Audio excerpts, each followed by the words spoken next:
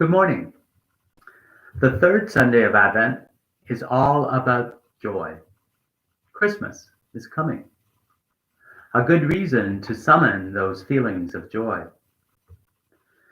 This year, though, summoning joy might be a problem.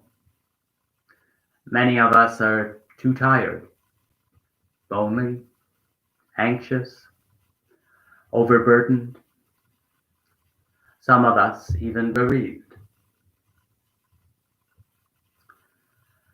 Let's get reacquainted with people in the readings today whose struggles and life journey provide parallels to our own. Isaiah speaks to his people with beautiful words of solace and comfort. He offers a promise of liberty and healing that must have seemed far-fetched to his people, the Israelites, who had lost their homeland and felt defeated and exiled. Paul speaks to his people, the Thessalonians, in similar terms, urging them also to be joyful, even as their faith in the second coming of Jesus had seriously begun to waver. The psalmist gives us the words of the mother of Jesus, Mary, whose soul was full of joy at the news that she would give birth to the Messiah.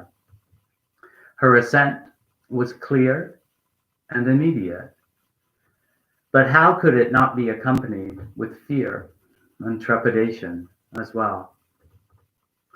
And then there's Mary's nephew, John the Baptist, who reportedly went about his mission in the River Jordan with grim and mirthless determination, and who seems the least joyful of all of these ancestors of ours. But let's not equate joy with happiness. Each of these people had ample reason to be afraid or unhappy, to be worried, anxious, or lonely.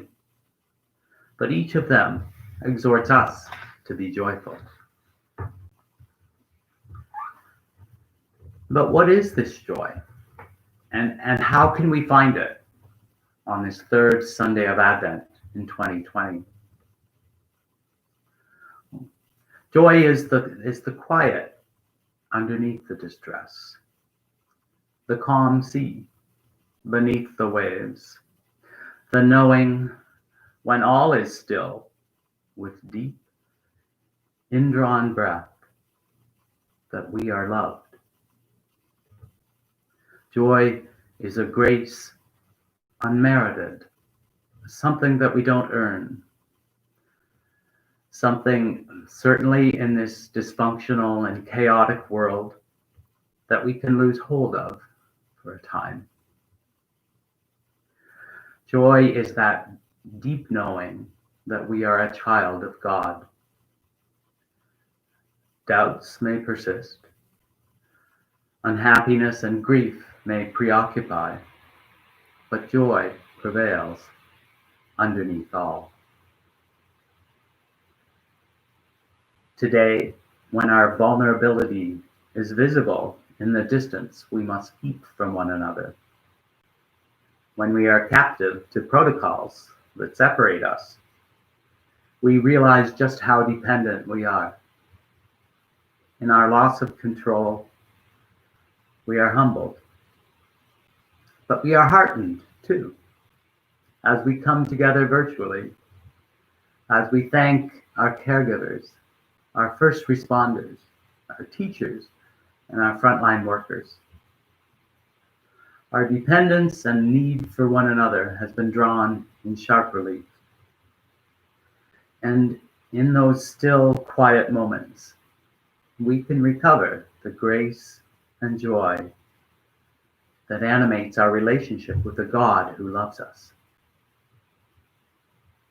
We know the story of John the Baptist and how he spent years in the wilderness, wrestling with and testing his call, finding it and setting out with grit and determination to testify to the light. His mission was not easy, but in fully and confidently accepting his humble call to point others towards Jesus, John must have been a deeply joyful person. So it can be too with us in the mundane tasks we carry out, in the fact that we return daily to the mission at hand, even when our mission seems small and insignificant, or perhaps too large for our reach.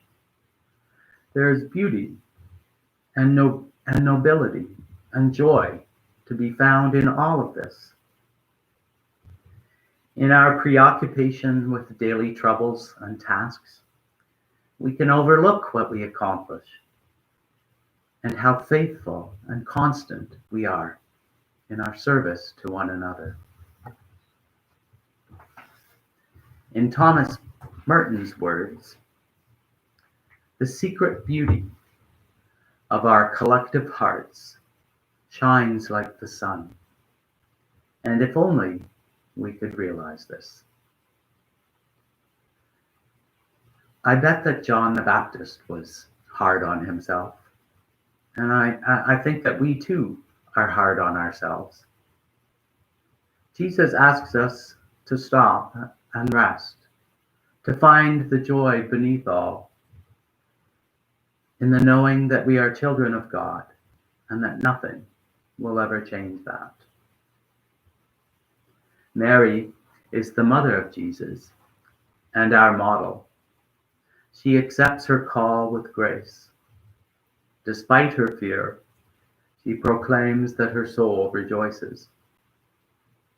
In her poverty, she will bring forth a vulnerable child to love and protect with all her evident strength. On this joyful Advent Sunday, we share with Mary the mission of bringing Christ into our world. Because life on the surface is choppy, full of distraction, sometimes horrifying, we can really miss what's going on beneath all. The ongoing mission of God is unfolding and coming into being before our eyes. Like Mary, may we continue to say yes to our mission in all our evident humility and poverty. May we rest today and find joy in our unbreakable connection to God, who is deep within and who loves us.